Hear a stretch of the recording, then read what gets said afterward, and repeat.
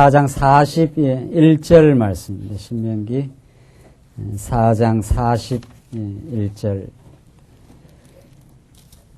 그때 모세가 요단 이편 해돋는 편에서 세 성읍을 구별하였으니 이는 과거에 원혐의 없이 부지 중에 오살한 자로 그곳으로 도피케 하기 위함이며 그 한 성읍으로 도피한 자로 그 생명을 보존케 하려 하기 위함이라. 하나는 광야 평원에 있는 베셀이라. 르벤 지파를 위한 것이요 하나는 길랏 라못이라. 갓 지파를 위한 것이요 하나는 바산 골란이라. 므낫세 지파를 위한 것이었더라. 43절까지 우선 봉독드렸습니다.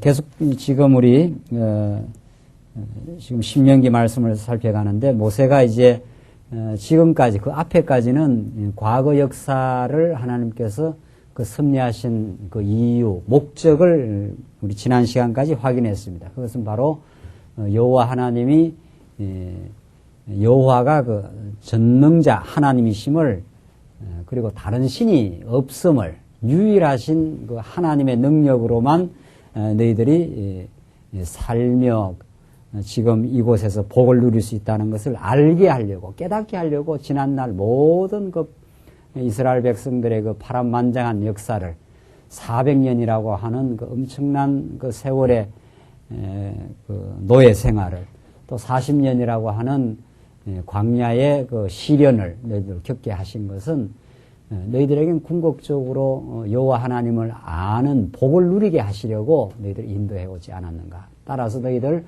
이제 약속의 땅으로 곧 들어가게 돼 있다. 그곳에 들어가서 그 하나님을 기억하고 경외하며 살아가는 것이 너희들에게 참 복이라 하는 것이 지금 이스라엘 백성 과거 섭리의 그 목적이었습니다.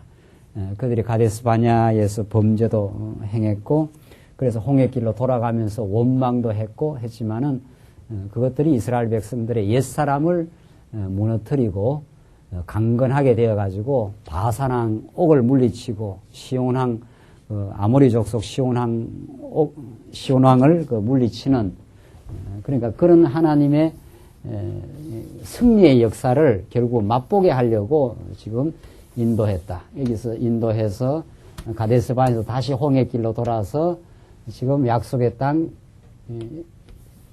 여기 약속의 땅인데 여기 지금 와 있지 않아요? 요한 모압 땅까지.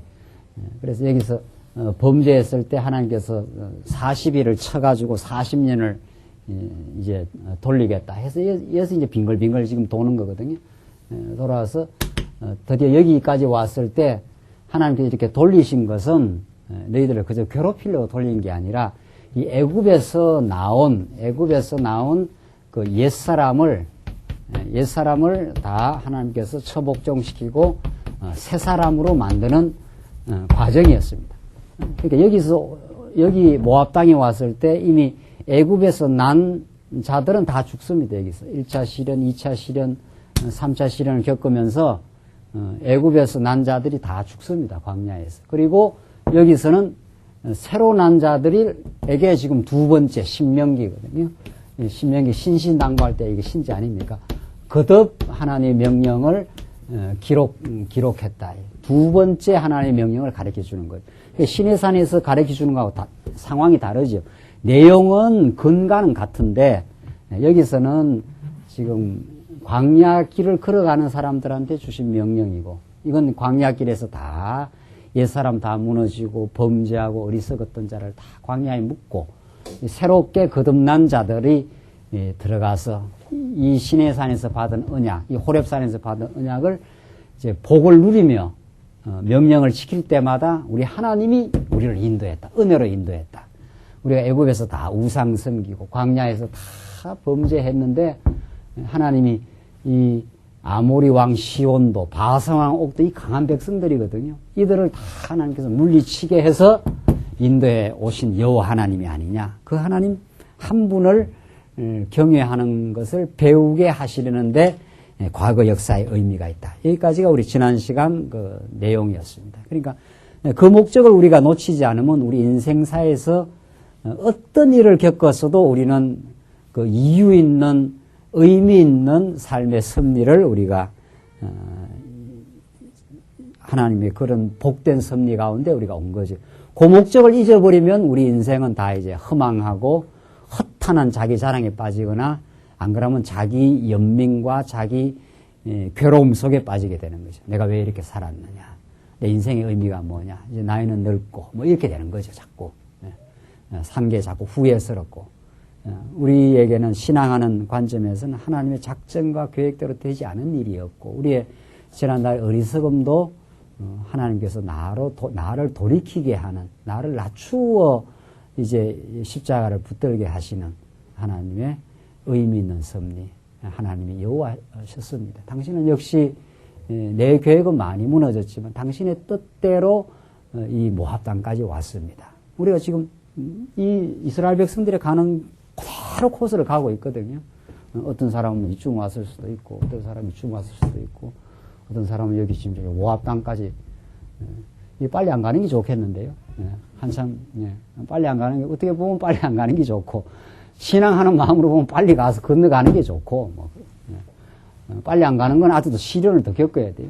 겪을 거 겪고 자꾸 옛사람 무너져. 이게 무너져야 이 속사람이 살아서 경외하고 감사하고 범사의 하나님을 인정하는 인생으로 하나님이 승리의 삶이 이건 패배의 삶.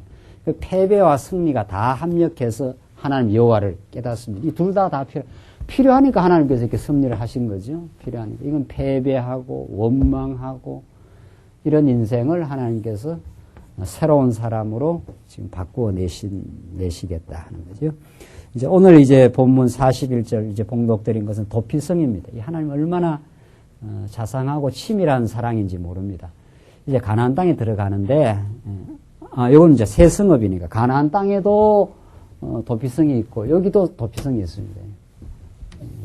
이걸 요단강을 기준으로 해서 이 도피성이 여기도 있고 여기도 있습니다.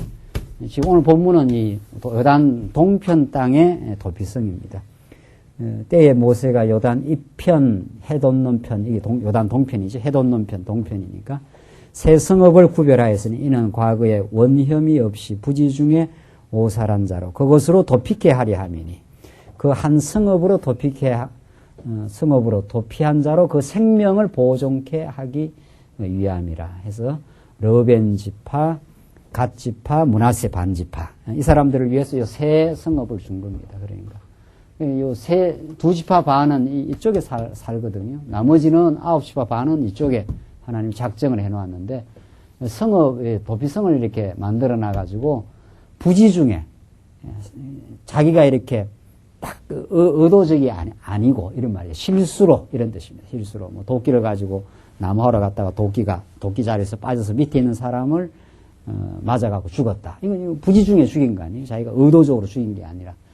그 말은 무슨 말인가 하면 우리가 이제 예수를 믿었어요. 이제 천국 백성이 된 겁니다. 우리 신약 시대로 말하면은 천국 백성이 된 것은 이미 의식적으로는 우리는 정말 하나님을 섬기고 싶죠. 사랑할 마음도 있고 그런 거 아니에요? 우리가 이제 예수를 믿었다는 것은 전날의 가치관, 옛사람의 가치관에서 새사람의 가치관으로 이제 그 방향성이 분명히 변해집니다. 이게 근본적인 변화 아닙니까? 저는 어둠에 있었다가 빛으로 온 거거든요. 이렇게 왔어요. 그렇게 그 목표를 향해서 가고 있는데 우리 남은 그 구습이 있기 때문에 부지 중에 우리가 범죄합니다. 부지 중에. 그때 우리가 굉장히 그 마음이 괴롭거든요. 내가 하나님을 섬기고 이웃을 사랑하는 것이 우리의 이제 삶의 목표가 된 겁니다. 그럼에도 우리의 옛사람, 오늘 본문에 말씀드린 부지 중에 과거에 원혐의 없이 부지 중에 오살한 자로 잘못해서 부지 중에 생각지 않았는데 사람을 죽이고자 하는 마음이 없이 오살이니까 오살이라는 것은 이게 걸어 죽였다는 거예요. 죽이려고 죽인 게 아니고 그런 마음이 있죠. 옛사람의 구섭을 우리 지금 천국 갈 때까지는 이런 옛사람이 새사람으로 부단히 바뀌어가는 과정이라 이렇게 봐야 되죠. 이게 아직도 이래 남아있는 만큼은 새사람으로 살고자 하는 마음이 있어도 이 과거의 습관, 과거의 우리의 살아왔던 방식이 나에게 영향을 미쳐가지고 때로는 우리 형제거든요. 다 형제 자매인데도 우리가 미워할 때가 있고 이런 모습이 있을 때 그때 마음의 그 괴로움을 느낄 때 도피할 성을 준다는 거죠. 그냥 놔두면은 이게 율법대로 하면 죽여야 되니까 사망의 그 포로가 되지 않아요. 그게 괴로운 거는. 그때 도피성으로 도망쳐라. 그러면 도피성에 가서 이제 다시 회복되고 마음에 쉼을 얻고 다시 아물고 상처가 막 사람을 미워하거나 괴로워하거나 갈등할 때 우리 얼마나 마음에 괴로움이 있습니까?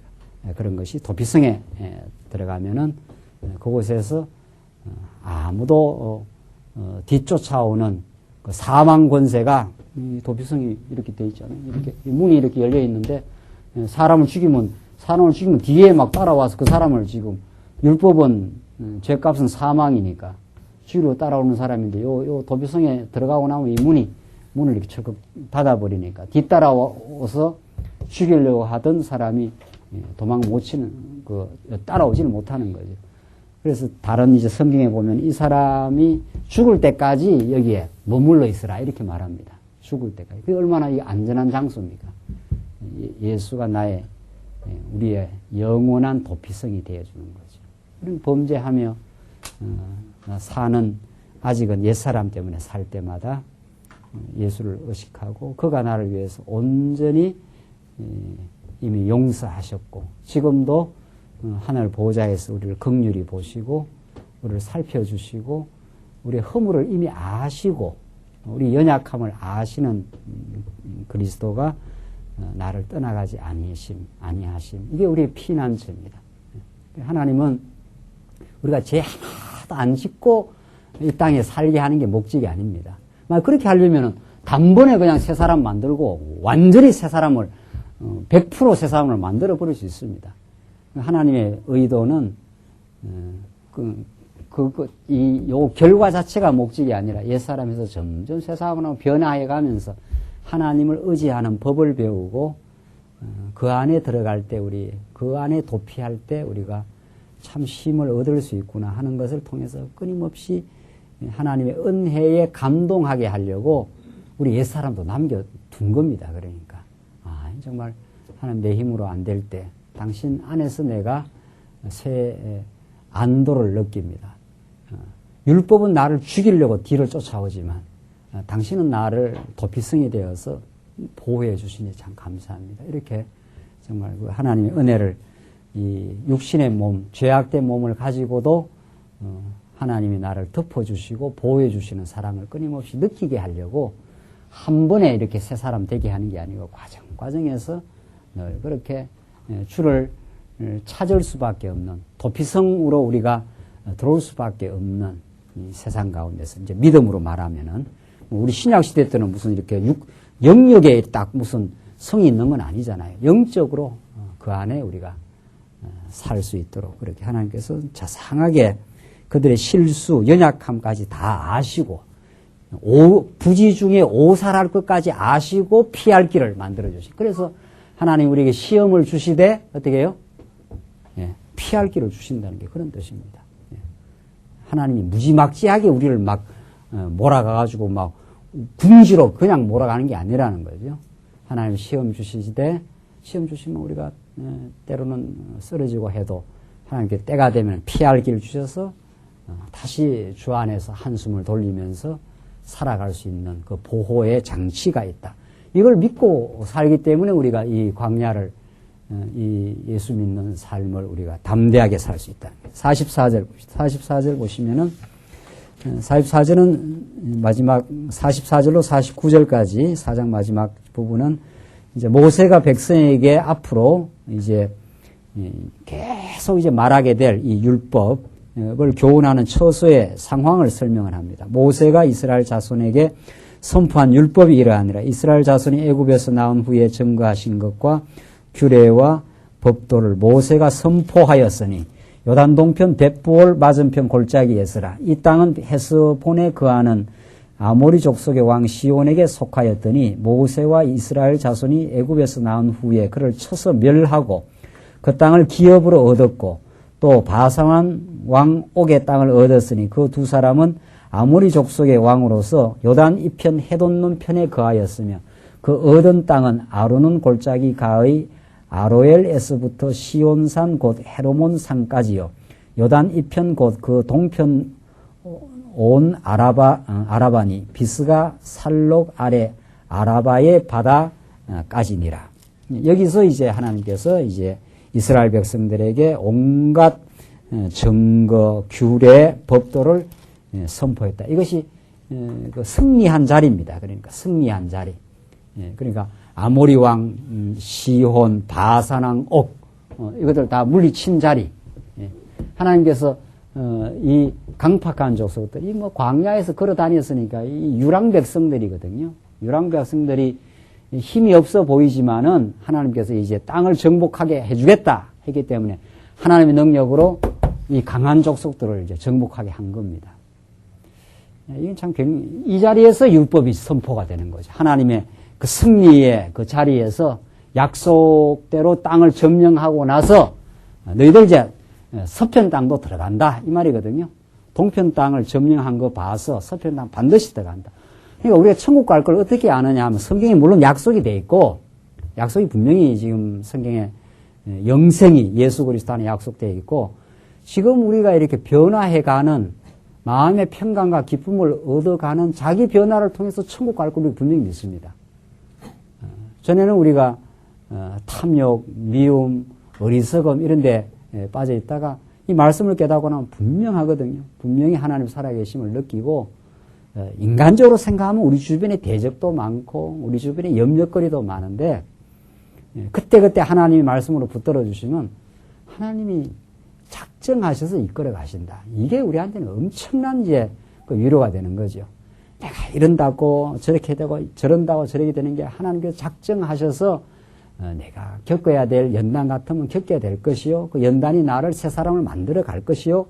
이걸 이제 내게 이루어지는 모든 작정이 내게 복된 일이지 내게 저주스럽거나 하나님 나를 미워해서 하는 것이 아니라고 하는 하나님이 그리스도 안에서의 작정하심. 그 작정은 반드시 언약을 통해서 지금 예수 안에서 이루어가고 계심. 이걸 믿을 때 우리 마음의 평화를 누린단 말이죠. 그러면 그 평화가 어디서 온 거냐? 이게 천국의 평화이기 때문에 그 맛을 본 사람은 틀림없이 동편 땅을 점령한 이스라엘 백성은 가나안 7족속이 지금 막 아주 도사리고 있는 거거든요.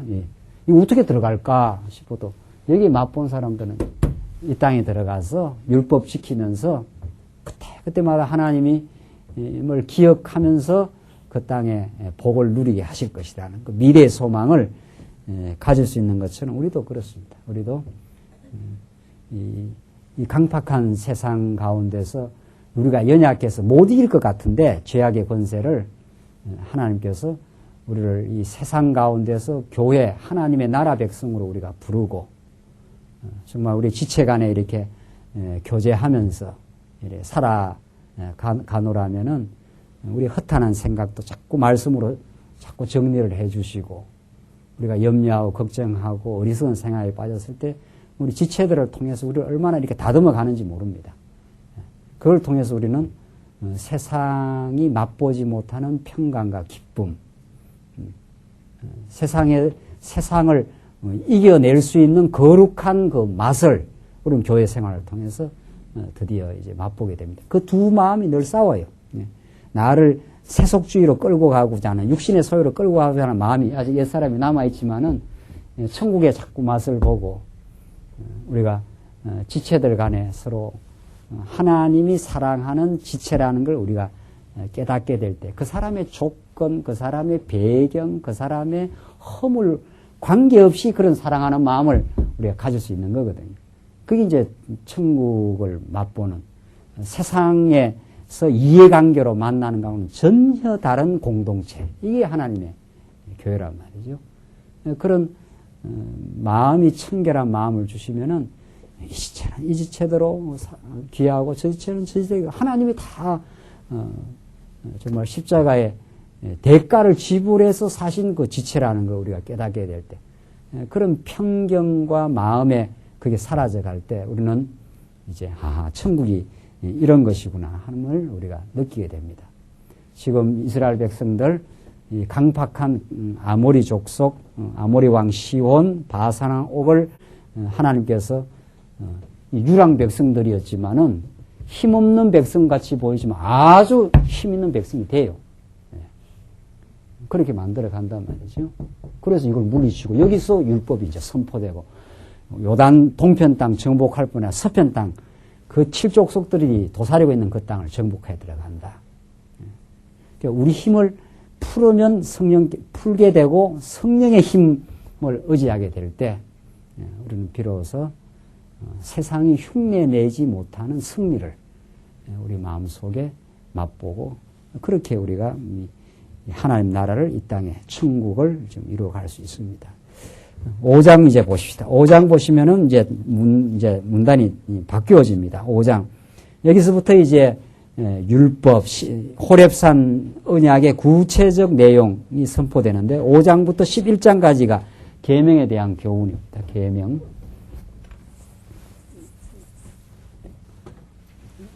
과거 회고가 끝나고 두 번째가 이제 율법 가운데 첫째 가장 모법이 되는 계명에 대한 이제 선포가 5장부터 11장까지 나오는데 이 부분이 지금까지 성경을 연구하고 성경을 가르치는 교사들에 의해서 그야말로 뭐 500년, 개신교 전통 500년, 더 길게 잡으면 2000년 교회사에서 이 부분이 얼마나 지금 곡해되어 왔는지 모릅니다. 소위 말해서 이 계명, 십계명이라는 것이 우리한테 직접적으로 오늘을 사는 우리들에게 직접 적용되는 우리 21세기를 살고 있는데 여기 모세를 통해서 주신 이 계명이 이렇게 직접적으로 도덕 율로, 도덕 규범으로 이렇게 적용되는 역사. 이게 지금까지 성경 전하는 사람들에 의해서 참 곡해되어서 전파된 거죠. 우리는 그렇게 볼 수 없다는 거죠. 이건 이미 오늘 우리가 공부해보면 분명히 나오지만은 모세를 통해 주신 십계명은 이걸 호렙산에서 받은 언약이라 그렇게 말한단 말이죠. 이게 언약의 아주 핵심입니다. 이게 언약. 이 언약이라는 게 뭐냐 말이죠. 언약은 하나님이 이렇게 선포해 준 겁니다. 하나님이 선포해 준 언약은 하나님이 이루십니다. 그 언약 하신 하나님이 그 언약을 이루어 가시는 분이다. 이게 지금 성경의 기본 골격이라 말이죠. 이게 어떻게 내가 직접 지켜야 되면은 언약 하신 하나님이 언약의 자손이신 예수를 통해서 이루겠다고 하는 하나님의 그 선포의 내용을 내가 지켜야 된다 하면은 예수로부터 나를 멀게 만드는 일이란 말이죠. 이게 얼마나 엄청난 그 해석의 그 문제를 낳는지 모릅니다. 이제 공부해 가겠습니다만 1계명부터 10계명까지가 이미 하나님께서 가나안 땅 너희들 넣어준다. 약속대로. 아브라함과 약속한 대로. 들어가서 하나 지키면서 내가 너희에게 은혜로 베푼 여호와 하나님을 기억하라. 전부 여호와 하나님을 기억하게 되는 방편. 이게 하나님과 연결시키는 계시적인 법이지 내가 예수하고 하나님하고 관계없이 내가 이걸 하나하나 지켜야 되는 도덕적인 법이 아니란 말이죠. 하나님을 기억하게 하는 법. 그걸 구약에서 이루어진 겁니다. 이건 구약에서. 이건 구약에서 이루어진 거지. 신약 성도한테 직접 가져오질 않아요. 절대로. 신약 성도들한테. 언제나 구약은 예수님께서 누가복음에 이 모세의 율법과 시편의 글과 또 뭐라고 그랬습니까? 선지자의 글과 시편의 그 글이 나를 가르쳐 기록한 것이 이루어져야 하리라. 이렇게 말한단 말이죠. 예수님께서 모세의 이 율법이라는 게 나를 가르치나 예수님께서 그렇게 해석하잖아요. 이 모든 십계명을 포함한 모든 것들이 예수님을 가르치고 예수님이 온전히 다 이루겠다. 그 말이거든요. 그러니까 우리는 예수님을 통해서 예수님을 통해서 이 십계명을 바라봐야죠. 예수님. 이것도 예수님이 이루어 주셨구나. 이것도 예수님이 이루어 주셨구나. 이것도 예수님이 이루어 주셨구나. 예수님이 나 외에 다른 신을 섬기지 말라 하는 법대로 예수님이 완전히 십자가에서 마음과 뜻을 다해서 하나님을 사랑했고, 예수님이 이웃 사랑으로 대표되는 대로 완전히 십자가의 허물어짐으로 예수님이 우리 이웃을 다 사랑하여 예수님이 성취해 주셨어요. 이 놀라운 복음으로 우리에게 다가와요. 예수님이 아니면 우리는 하나님 앞에 불순종한 인생, 이웃을 내 몸처럼 사랑할 수 없었던 다 죄인들. 그런데 예수님이 나를 받아주고 또 예수의 마음도 줘. 이제 예수의 마음이 나로 하여금 하나님을 우리가 마음을 다해 사랑할 마음도 생기고 이웃을 사랑할 마음도 생기고, 그러니까 사랑은 율법의 완성이라. 이제 그렇게 말해요. 그렇게 적용됩니다. 우리한테 적용이 될 때 예수를 통해서 우리가 이웃 사랑할 마음이 생겨나. 그러니까 이웃을 사랑하는 사람은 이미 율법을 이루었나니, 로마서에 그렇게 나오거든요.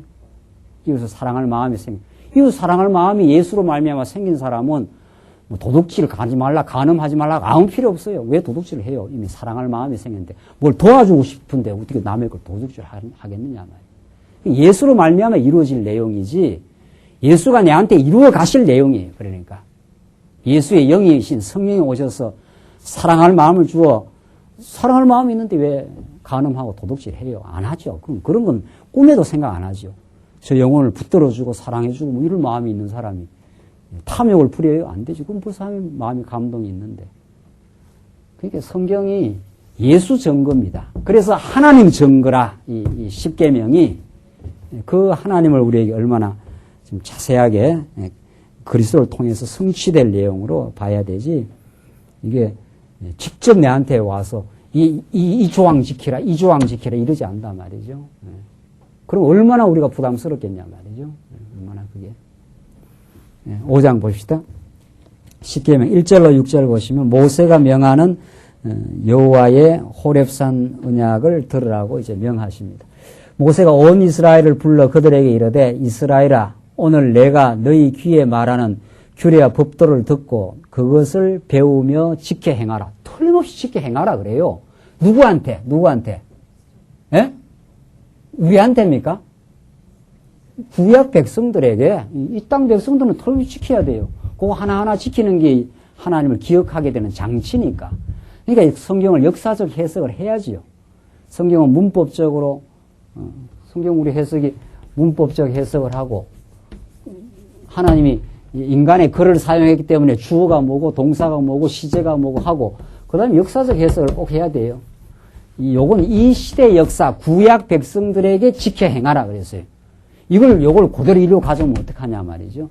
그리고 나서 신학적 해석을 해야 되니, 마지막에. 자, 그렇게 지켜 행하라 하는 것이 어떤 하나님을 가르쳐 주느냐. 여기까지 가야 성경 해석이 떨어지는 거거든요. 요게 최종 목적 아니에요. 하나님을 알게 하는 게 성경이니까. 요 두 가지 방법을 통해서 말이죠. 성경의 인간의 글과 역사에 나타나는 상황을 통해서 지금 하나님의 그 위대하신 능력과 사랑을 우리에게 계시하는 거거든요.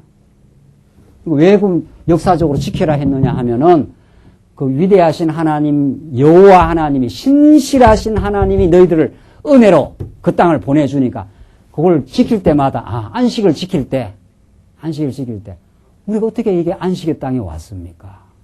자녀들이 물으면은 너희들은 원래 애굽에서 400년 동안 고생했어.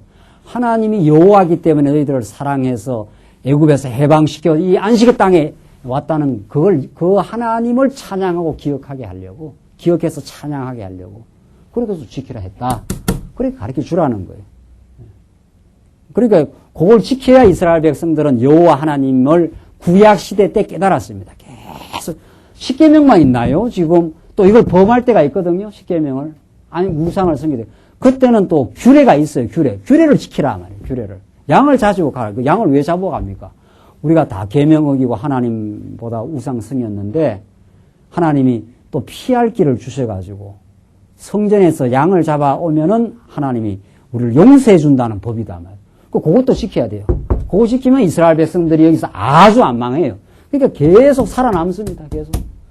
그래서 하나님이 역시 아브라함에게 약속한 대로 당신은 한번 언약하고는 우리를 아주 망하게 하지 않고 한번 때리기는 하지만 또 용서해 주시는 분입니다. 그 용서의 하나님을 규례를 통해서 또 기억하는 거죠. 그러니까 이 모두가 하나님의 은혜와 사랑을 기억하게 되는 장치니까 그 지키는 게 얼마나 중요한지 몰라요. 이 구약 시대 때는 그걸 지키는 게 이스라엘 백성들의 생명줄이란 말이죠. 그러니까 우리는 오늘 사는 우리들에게 요걸 지키라 하면 안식일 지키라 말이죠. 또 11조 지키라 이렇게 하느냐 말. 그게 아니란 말이죠. 우리가 지금 주일날에 안식일이냐 말이에요. 우리는 예수로 말미암아 총체적 안식을 얻었어요. 심령의 안식을 얻어서 우리는 일주일에 한 번이 아니고 매 순간 우리가 마음의 안식이 있을 때마다 하나님이 내게 이 죄에서 안식을 나는 이제 망하지 않아. 나는 실제로는 과거에 범죄했지만 예수가 다 내 대신 대속의 죽음을 줘서 하나님 백성이야. 까불지 마. 사단 권세가 나를 고소한다는 거 아니에요? 너 형편없어. 너 다 엉터리 같은 인생이야. 맞아. 나는 범죄했지만 예수 안에서 용납받았어. 이게 마음의 안식이거든요. 날마다 안식이지. 날마다 예수의 십자가를 통해서 내가 참 안식을 얻었다. 그래야 될 거 아니에요? 우리가 지금 사도 바울이 이제 날짜, 안식일, 절기로 편론하지 말라. 그건 장차 오실 좋은 일의 그림자라. 딱 그렇게 골로새서에서 사도 바울이 못 박아버리지 않아요? 그 당시 바리새인들이 날짜 지켜야 된다, 절기 지켜야 된다 그러니까 뭔 이걸 지금 여기다가 조항을 지키겠느냐 말이죠. 우리는 예수를 지키고 예수를 사랑하고 그 안식을 누리고 그렇게 살도록 하나님께서 복 주었어요. 이제는 완전히 복을 주었어요. 그렇게 못 지킬 때는 더 말씀을 의지하라고. 그 예수를 잊어버렸을 때 자꾸 어리석은 생활할 때는 그걸 통해서 자기를 깨닫고 다시 하나님의 은혜로 돌아오라고. 그렇게 해서 지금 이 말씀을 지금 구약시대 때 역사적으로 이 구약시대 때 지키는 그걸 그렇게 해석해야 되죠. 그래서 2절 보시면은 우리 하나님 여호와께서 호렙산에서 우리와 뭐라고 그랬습니까? 언약을 세우셨으니 율법의 개념이 의미가 언약이라는 거예요. 하나님이 우리에게 복 주시겠다고 하는 언약이지 오늘 사는 우리들에게 지켜야 될 무거운 그 규범이 아니라는 거예요. 이 언약은 여호와께서 우리 열조와 세우신 것이 아니요 오늘날 여기 살아있는 우리와 세우신 것이라. 이거는 이제 열조에게만 해당하는 이때 시내산에서 이때 열조에서 한 게 아니라 지금 오늘 사는 지금 모압 땅 그리고 들어가서 우리가 지켜야 될 이 법으로 지금 생생하게 살아있다. 지금 그 말입니다. 우리한테 그때 우리라는 것은 모압 땅에 지금 모여있는 우리입니다. 모압 땅에 모여있는 여러분과 저가 아니고 그러니까 성경이 1차적 독자가 누구냐 말이죠. 성경 지금 신명기를 하나님께서 모세를 통해서 기록한 1차적 독자가 있어요. 1차 독자. 여러분과 저는 영원한 독자고 지금 이제 오고 오는 세대의 이 성경을 그리스도를 통해서 이 말씀을 받아들이는 독자가 된 거고 요때 우리 여기 살아있는 곧 우리와 세우신 거예요. 그때 우리는 누구냐 말이죠. 요 모세 시대의 이스라엘 백성들을 말합니다. 이스라엘 백성들은 이걸 조항조항 지켜야 돼요. 4절 여호와께서 산이 불 가운데서 너희와 대면하여 말씀하시매 그때 너희가 불을 두려워하여 산에 오르지 못하므로 이 얼마나 두려운 장면인지 모릅니다. 시내산이. 그래서 모세가 지금 올라간다는 거 아닙니까? 내가 하는 게 모세 아닙니까? 내가 여호와와 너희 중간에 서서 이게 중보자입니다. 여호와의 말씀을 너희에게 전하였노라. 여호와께서 가라사대 나는 너를 애굽 땅 종되었던 집에서 인도하여 낸 너희 하나님 여호와로라. 이 6절이 얼마나 중요한지 모릅니다. 이게 6절이. 이 신명기 이 내용에서 이 계명을 주는 데 있어서 그 7절 나 외에 위하는 신들을 내게 잊지 말. 이게 이제 십계명 1조항 아닙니까? 1계명. 그거 이전에 6절이 중요해요. 6절이. 너를 애굽 땅 종되었던 집에서 이 한마디가 이스라엘 백성들에게 감격의 감격입니다. 이스라엘 백성들을 하나님께서 그냥 애굽 땅 버려놨으면 스스로는 도저히 나올 수 없다는 거 아니에요. 그래서 완전히 노예 노릇하고 학대받고 질질 끌려다니고 지금 이런 사람들을 건져낸 거거든요. 그러니까 그 여호와로라 했지 않았어요? 그 여호와 하나님을 너희가 기억하라 이 말이거든요. 지금 이하 모든 계명들이 그 여호와 하나님을 지금 깨닫게 하는 하나의 하나님의 교육 장치란 말이죠. 그래서 그 6절이 그렇게 중요합니다. 6절을 딱 떼내고 지금 오늘날 우리 십계명 하는 거는 오늘날도 주일날을 안식일을 하는 것은 그 여호와 딱 떼내버렸어요. 계명 하나를 딱 떼내가지고 오늘 안식이니까 지켜라 한단 말이에요. 그게 얼마나 참 무지막지한 교훈이냐 말이죠. 그 안식일 지켜서 어떻게 하는 거야? 안식일이니까 안식일을 오늘 지켜야 되냐 말이에요. 그게 아니에요. 이스라엘 백성들 안식일은 애굽에서 종되었던 여호와로라 하면서 그렇기 때문에 이 안식일을 지켜서 이렇게 이 말이거든요. 그 여호와 하나님 아니면 너 안식 없었어 이 말이거든요. 그걸 기억하고 그걸 찬양하게 하는 예수 없이 무슨 수로 우리가 안식을 얻습니까? 이 험난한 세상 속에 죄악의 몸을 입고 예수가 아니면 그 말이거든요. 우리한테는 이게 우리한테 적용될 때는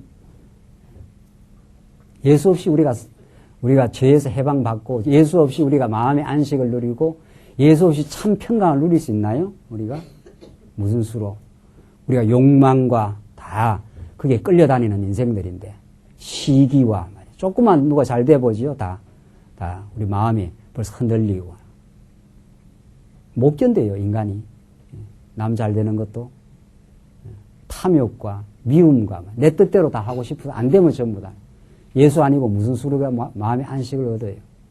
하나님께서 안 된다는 걸 한번 보여주는 거거든요. 이 땅 살면서 너 안 되잖아. 너 뜻대로 안 되잖아 하면서 예수께로 끌어오는데 지금 그래서 6절 이 말씀이 앞으로 십계명을 지금 끌어가는 서론으로 또 의미로 이 목적으로 그렇게 중요한 말씀입니다. 7절 나 외에는 위하는 신들을 내게 잊지 말지니라. 이게 이제 십계명 1절 아닙니까? 이걸 나 외에는 하나님만 우리를 이 애굽 땅 종되었던 집에서 우리를 인도해내지. 누가 우리를 이 가나안 땅으로 인도했느냐?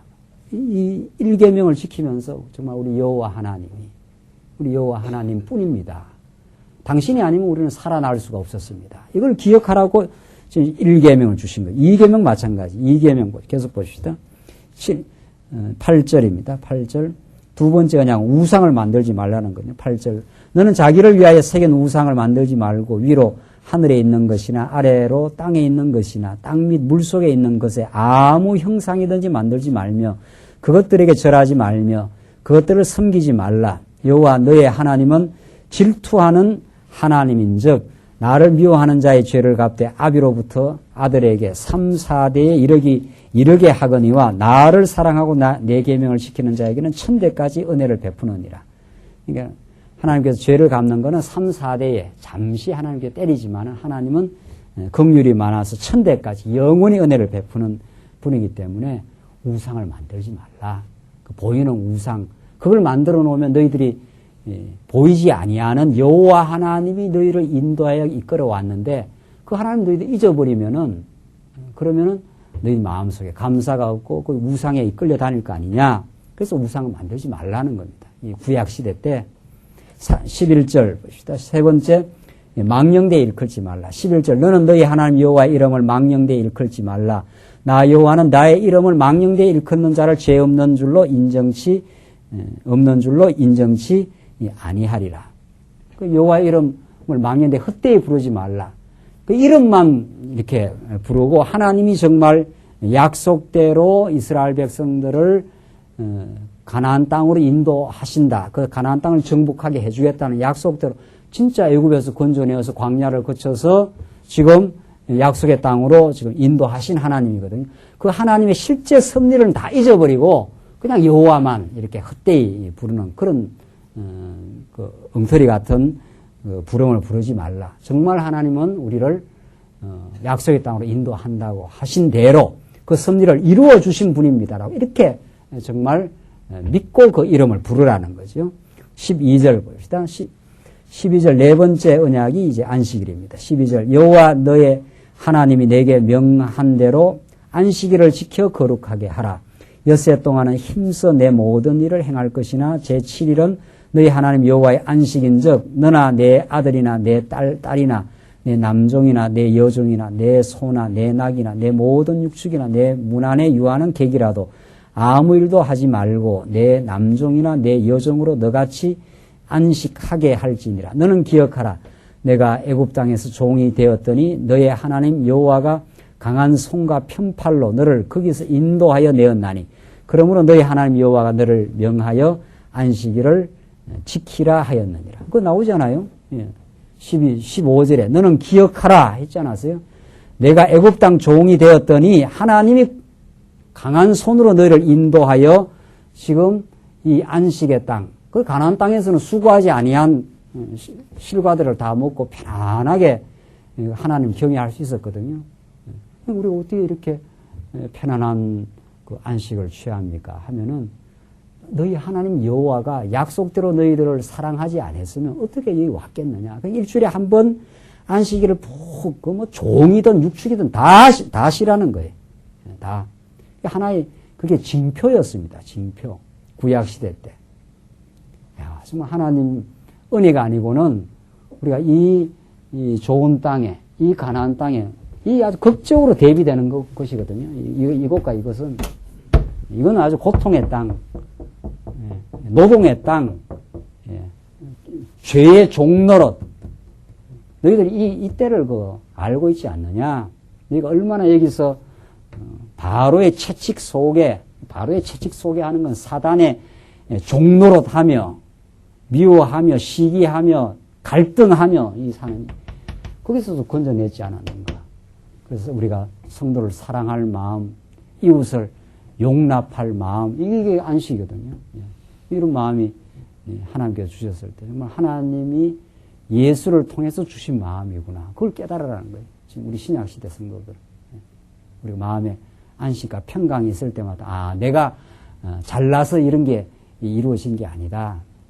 하나님에게 하늘에서 은혜의 선물을 내가 주셨구나. 예수를 통해서. 내 모든 죄를 용서해 줬다는 선물. 내가 미워하는 마음도 하나님의 이제 모든 내 주변의 상황도 그런 하나님 복된 섭리로 해석하게 되므로 미움도 점차 사라지고 정말 영혼을 사랑할 마음을 우리가 주셨을 때 이건 정말 하나님 주신 은혜의 선물입니다. 그 하나님 기억하라고 우리 마음에 안식을 주셨다는 거예요. 그 안식을 우리가 신약 시대 때는 안식을 우리가 누릴 때마다 정말 하나님의 은혜가 아니면 내가 이렇게 변할 수가 없습니다. 우리가 사람이 예수 믿고 이제 변해 간다는 게 하나님의 은혜의 사건이거든요. 기적적인 사건이란 말이죠. 그때마다 여호와 하나님을 기억하라는 것이 오늘 여러분과 제가 6일이라고 하루 날짜 안식일 지키라는 거냐 말이죠. 그게 아니라는 것이 그래서 사도 바울이 장차올 좋은 일의 그림자라고 못 박아버리고 안식일로 편론하지 말라. 그걸로 시비거리를 삼지 말라는 거죠. 그래서 정말 오늘날 이 율법에 대한 특히 이 십계명에 대한 해석 말이죠. 이게 얼마나 지금 문제 한번 더 끝까지 보고 조금 더 해석합시다. 16절 너는 너희 하나님 여호와의 명한대로 내 부모를 공경하라. 그리하면 너희 하나님 여호와가 내게 준 땅에서 내가 생명이 길고 복을 누리리라. 이 부모 공경 이제 이 5계명부터는 이제 이웃과 관계 되는 계명인데 구약 시대 때 부모가 자녀에게 계속해서 율법을 통해서 가르쳐 전수를 했거든요. 율법을 통해 자녀. 그러니까 부모를 공경해야 여호와 하나님을 기억하게 됩니다. 구약 시대 때. 이게 오늘날 부모 공경이라는 도덕적 차원이 아니라는 거죠. 예수 믿게 되면 당연히 부모 공경하는 마음은 그건 생기는 건 당연하지요. 이 말이 그걸 직접적으로 가르치는 게 말이 아니라는 거죠. 우리가 예수 믿고 하나님을 사랑하게 될 때 결과로서 정말 우리가 이웃도 사랑하고 부모도 공경하는 그건 너무도 당연하고 아름다운 열매지요. 그거는. 그러나 오늘 이 본문은 구약시대 때 하나님의 말씀을 전수하는 방편이 하나님을 기억하게 되는 게 부모가 자식에게 율법을 자꾸 전수하기 때문에 부모를 공경 안 하면 율법을 잊어버리고 율법을 잊어버리면 하나님을 잊어버리기 때문에 그래서 부모를 지금 공경하라는 요 말만 따로 떼면 유교나 기독교나 뭐가 다르겠어요? 유교하고 유교에서 부모 공경하라는 거하고 기독교에서 오늘 이 본문하고는 전혀 하늘과 땅으로 다르단 말이에요. 하나님을 잊어버렸던 인생들에게 하나님을 깨닫게 하는 방편입니다. 이 본문의 내용이. 그러니까 하나님을 깨닫게 되면 자동적으로 하나님을 경외하는 인생은 이제 수평적인 관계에서 형성되죠. 이웃을 사랑하고 부모도 공경하게 될 것이고 점차 그런 방면으로 이제 그거는 기독교 윤리죠. 그건 기독교 윤리 차원에서 이루어지는 거죠. 오늘 이 본문은 구약 시대 때 여호와 하나님을 기억하게 되는 하나님의 방편으로 주신 것이다. 그 다음 17절 살인하지 말라. 이것도 마찬가지예요. 구약에서 하나님께서 자손을 번성케 하여 그 자손이 그 땅에서 누리도록 그렇게 되는데 살인을 하면은 자손 번창이 막아지지 않아요. 그래서 살인하지 말라. 살인하지 않는 그것이 하나님께서 생명의 주관자임을 기억하게 해서 하나님께서 자손들을 그 생명을 지켜주시는 여호와 하나님을 기억하게 하려고 그렇게 살인하지 말라. 그 다음 간음 18절 간음하지 말라도 마찬가지. 간음하게 되면 가정이 파괴되고 그러면 자손이 생육하고 번성하는데 문제가 되는 거죠. 그래서 간음하지 말라. 전부 이 하지 않게 되는 것이 하나님이 생명의 주관자, 하나님이 자손을 번창시키고 그 땅을 복으로 주시는 여호와, 그 하나님을 기억하게 되는 장치. 19절 도적질도 하지 말지니라. 도적질을 하게 되면 하나님께 주신 땅인데 이 땅이 이스라엘 백성들 가나안 땅 들어가서 이게 사게 되는 것이 다 하나님께서 분배까지 여호수아서에 가면 다 해주잖아요.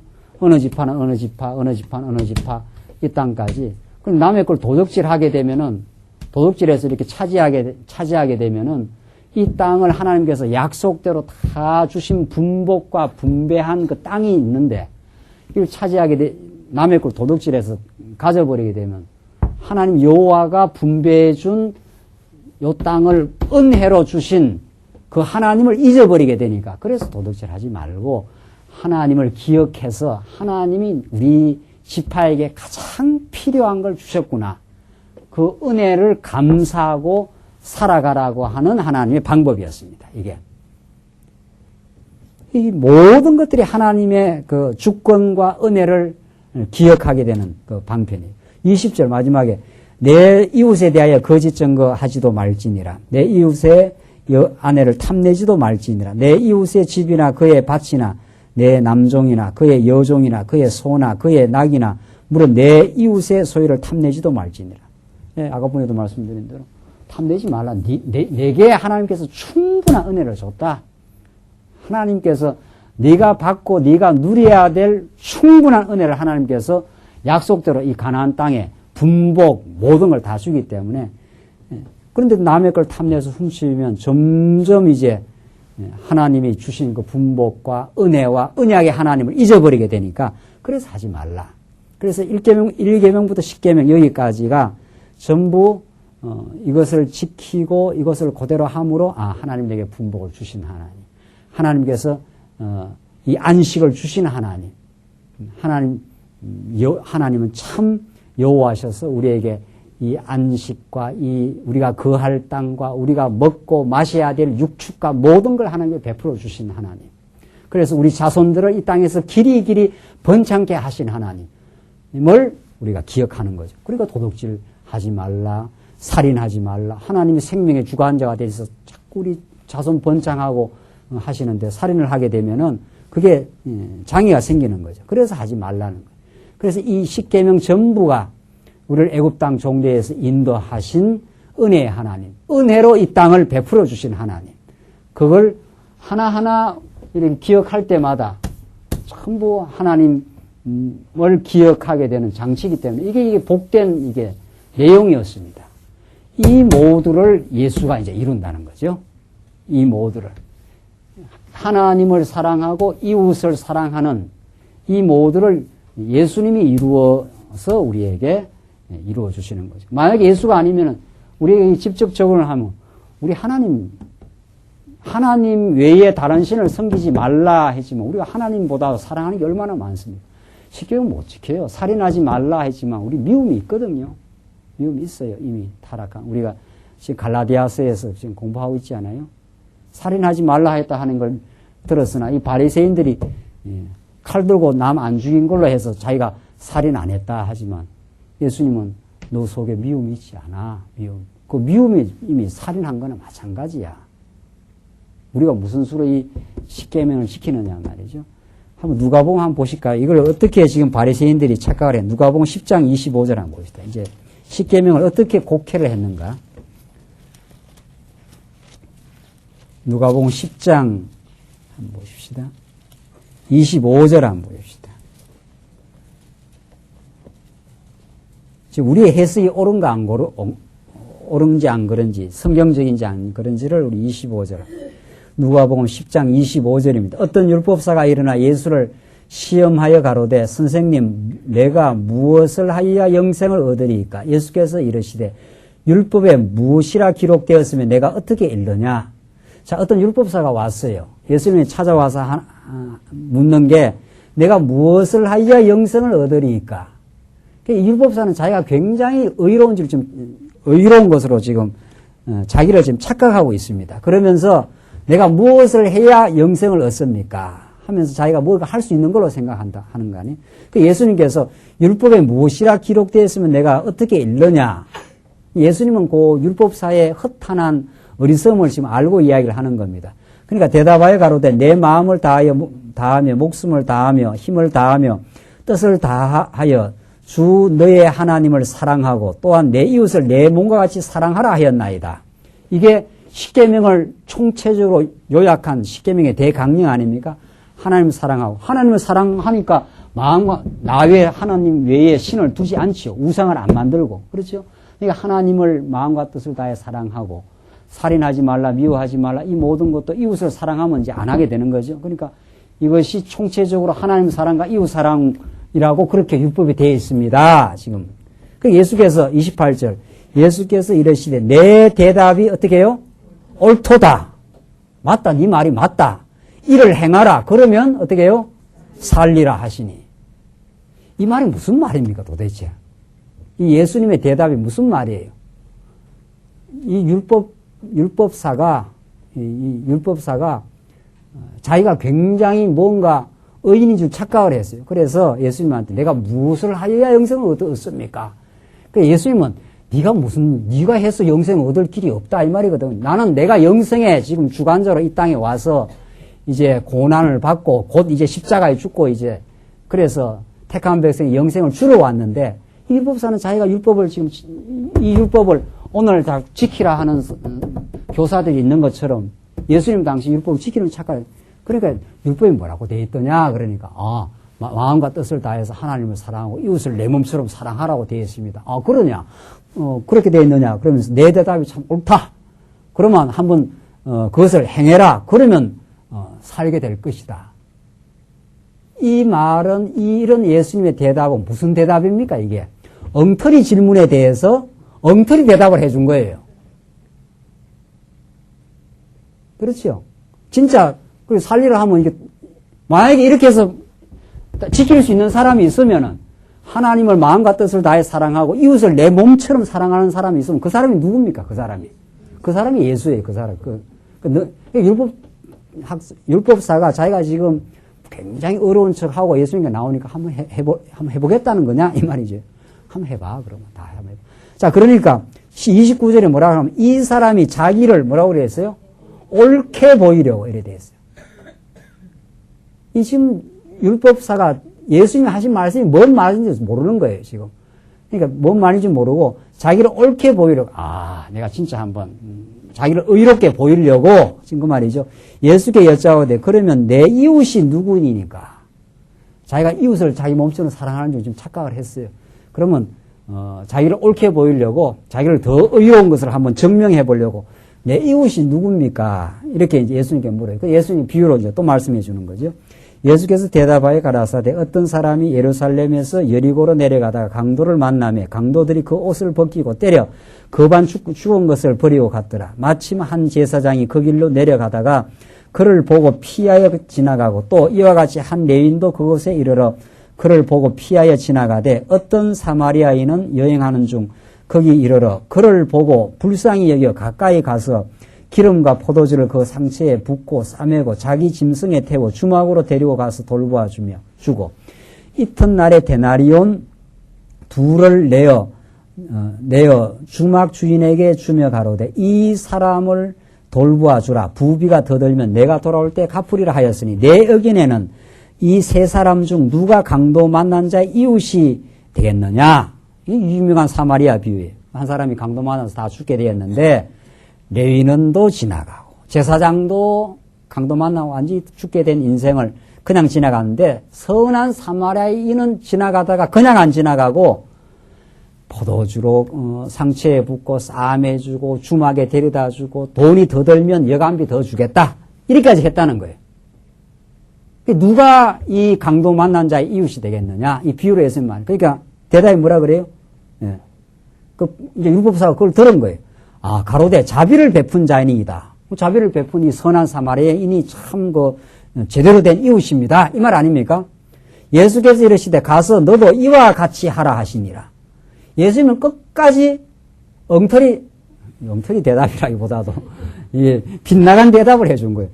그러니까 누가 설교 제목에다가 설교 제목이 가서 너도 이와 같이 하라. 이게 설교 제목이에요. 기가 차는 거죠. 예. 그 예수님은 가서 이와 같이 하라는 말은 무슨 말입니까? 진짜 하라는 이야기입니까? 진짜 이렇게 그 선한 사마리아인처럼 그렇게 살아라는 이야기입니까? 이 말씀이? 예수님은 지금 율법사하고 완전히 지금 빗나간 지금 이 아이러니 같은 대답을 지금 해주고 있는 겁니다. 지금 율법사가 지금 자기가 착각을 한 거예요. 율법을 자기가 지킬 수 있는 걸로 자기를 그러니까 옳게 보이려고 그러니까 하나님 사랑하고 이웃을 내 몸처럼 사랑하는 겁니다. 그러니까 그러면서 자기를 옳게 보이니까 예수님께서 그럼 네가 이웃이 누구라고 생각하느냐? 그러니까 예수님께서 비유로 레위인 제사장도 다 지나가고 선한 사마리아인 지나갔다. 누가 네 이웃이 되겠냐? 그 자비를 베푼 사람이니까 그럼 너도 가서 이와 같이 한번 해봐. 예수님은 율법사의 그 위선과 허구를 꿰뚫어 지금 보고 있는 거죠. 너 안에 욕망이 가득하고 너 안에 지금 탐욕이 가득한데 뭘 네가 이웃을 네가 네 몸대로 사랑한다는 말이야. 너희가 할 수 있느냐 이 말입니다. 너희가 할 수 있느냐? 예수님은 어떻게 해요? 옳게 보이려고 지금 착한 율법사의 허구를 꿰뚫어 보고 지금 자기 증거를 하고 있는 겁니다. 예수님은. 이 하나님 사랑과 이웃 사랑을 베푸는 이웃을 내 몸처럼 사랑하는 선한 사마리아인은 너도 가서 이와 같이 하라는 건 너는 죽어도 못해. 그 말이고 이 일을 누가 한다는 겁니까? 그러니까 누가 복음인 거죠. 이 일은 선한 사마리아인은 누구에 대한 증거입니까? 예수에 대한 자기 증거입니다. 예수님은 여러분과 저를 강도 만나 상처받은 우리들을 포도주로 싸매 주시고 주막으로 데려가고 또 돈이 더 들면 우리를 다시 와서 우리를 다 주막 부비까지 다 채워주시는 참 우리를 사랑하는 영원히 우리를 사랑하는 선한 사마리아니. 그 선한 사마리아는 여러분과 저가 아니라 예수예요. 율법사가 지금 착각을 하고 지금 자기가 지키려고 옳게 보이려고 지금 하니까 너 지금 착각해도 보통 착각하니 너 만약 한번 지켜볼래 너? 그럼 한번 지켜라. 지켜보면 산다 말이에요. 절대로 너는 못한다 이 말이거든요. 우리가 이웃을 내 몸처럼 사랑해요? 안 돼요. 우리 옛사람으로는 안 돼요. 옛사람은 우리가 사랑한다고 만난 부인도 자녀도 어떨 때는 피곤하고 하면은 야야야 멀리 가 있으라고 이렇게 밀어내는 판인데 이웃처럼 내 몸처럼 사랑하려면 내 몸처럼 그대로 무슨 수로 사랑해요. 그 인간이 그렇게 안 되게 되어 있습니다. 율법사가 지금 착각을 한 거예요. 자기가 지금 마치 옳게 보이려고 지금 하고 있는 거죠. 예수님은 난 그렇게 못해. 내가 이 일을 내가 이 모든 율법을 이루고 강도 만나 완전히 죽게 된 인생을 정말 싸매 주시고 마지막까지 책임지시는 분. 예수 자기 증거예요, 이게. 그 예수의 사랑을 깨닫게 되면 우리는 이제 이웃을 정말 사랑할 마음이 생기는 거예요. 그건 그 결과예요. 예. 이 율법이 예수 안에 이루어지고 우리가 아까 전에도 말씀드린 대로 우리 정말 이웃을 정말 내 몸처럼 사랑할 감각이 이제 점점 이제 생겨나는 거죠. 그건 예수의 공로입니다. 내 안에 옛사람이 죽고 내 안에 그리스도가 사신 것이라. 사도 바울이 그렇게 살지 않아요? 사도 바울은 정말 이웃을 내 몸처럼 사랑하는 마음으로 그 핍박과 고난을 받으면서도 교회를 섬기며 그렇게 삽니다. 로마서 마지막 읽고 끝내시죠. 로마서 한번 봅시다. 로마서 뭐라고 되어 있는 거? 로마 13장 한번 봅시다. 예.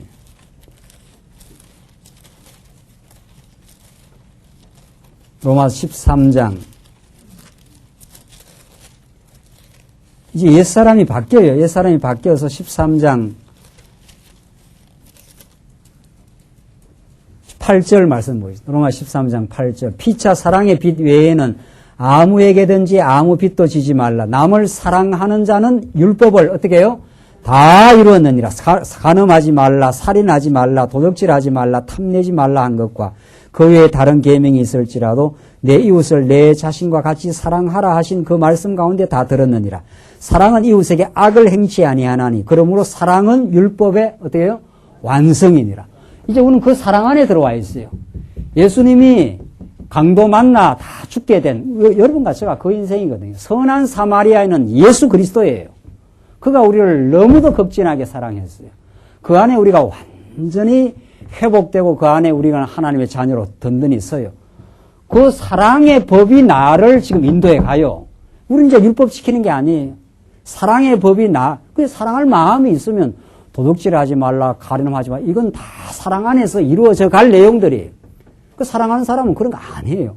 여러분과 제가 지금 교회에서 만나 이렇게 사랑하는데 어느 성도에 지금 뭐를 해치해야 되겠다 이런 마음이 생기느냐 말이죠. 안 생겨요, 그런 게. 사랑할 마음이 있는 사람은. 어떻게 해야 저 성도가 더 말씀 안에서 마음에 든든하게 이 거친 세상에서 힘있게 살아갈 수 있도록 우리가 말씀을 증거해주고 위로해주고 그렇게 하고 살잖아요, 우리가. 지금 그게 어디서 나온 마음입니까? 내 옛사람이 죽고 속사람이 살아나 날 사랑하신 예수의 사랑이 우리 그렇게 살고자 하는 마음이 있어요. 그래서 사랑하는 마음이 자꾸 우리가 땀 흘려 수고 안고 가서 연보도 하잖아요. 그 사랑의 표현이에요. 사랑의 그 연보하면 누가 뭐 알아주기를 합니까? 우리 교회 같은 데는 누가 연보했다가 칭찬을 해줍니까? 인간적으로. 하나님이 받으시는 건데, 그렇게 해서 우리가 즐거이 우리가 성도를 사랑할 마음이 있지 않아요. 그래서 사랑은 율법의 완성이에요. 율법 조항을 우리 지키는 게 아니에요, 이제. 사랑하기 때문에, 사랑하게 되면은 모든 율법이 다 따라와, 다 이루어져요. 미워하는 마음이 없는데 뭐 살인을 하겠느냐 말이죠. 미워하는 마음이 없는데 이미 사랑할 마음이 생겨버렸어요. 그래서 그렇게 살고 싶은 마음이 있어요. 물론 우리 옛사람이 있어가지고 아직은 그런 옛사람의 유혹에 끌려 될 때가 있죠. 그거는 하나님께서 너 옛날에 이런 존재였어라는 걸 확인시켜 주는 거예요. 그런데 내가 너를 붙들고 인도했어. 그 사랑 가운데 우리가 정말 성도를 붙들어주고 싶고 그 사람이 정말 주의 사람으로 우뚝 서서 힘있게 강건하게 우리 살기를 바라는 소원도 있어요. 그러면 율법 우리가 자동적으로 다 이루고 사는 거예요. 자동적으로. 오늘 율법사가 얼마나 곡해하고 율법을 자기가 지키겠다고 착각한 그것을 예수님께서 너 만약 그걸 지킬 수 있으면 지켜봐라. 그러면 너 산다. 너 못 살아. 이 말이거든요. 내 이웃이 누군 줄 알아? 네 이웃이 너의 참된 이웃이 바로 나야. 이 말입니다. 성경은 다 예수를 증거하는 거거든요. 예수를. 내가 너를 붙들어주고 사랑하고 인도해. 그 사랑 안에서 우리는 지금 살며 정말 전날에 가지지 못했던 새 사람의 가치관을 가지고 지금 사는 겁니다. 정말 하나님 아버지 우리가 정말 이제 옛사람이 아니라 새 사람으로 이웃을 사랑하며 즐거이 우리가 기쁨으로 봉사하는 삶이 되게 하시옵소서. 이게 우리의 기도요. 그 기도를 하나님이 이루어 가십니다. 기도하십시다. 우리 자비하신 하나님 아버지, 하나님께서 여호와 되셔서 이스라엘 백성들 그 범죄하고 불순종하던 이스라엘 백성들을 이제 하나님께서 광야를 참으로 하나님이 성공적으로 인도해 내시고 이제 약속의 땅을 앞두고 그들에게 많은 십계명과 규례와 율법을 허락하셔서 그것을 통해서 여호와 하나님을 기억하도록 인도하셨습니다. 이 모든 율법이 우리를 위해서 십자가에 죽으시고 대신 살아나시고 우리를 지금도 사랑하시는 우리의 머리가 되어주신 그리스도 안에서 이루어지고 그 사랑이 우리에게 지금 날마다 공급되게 하심을 감사합니다. 이제 옛사람 죽고 우리 안에 살아나신 그리스도의 마음이 우리 삶을 지배하게 하시옵소서. 그리하여 참으로 이웃을 참으로 사랑하며 섬기며 사는 이 천국의 삶을 누리게 하시옵소서. 예수님 이름으로 기도합니다. 아멘.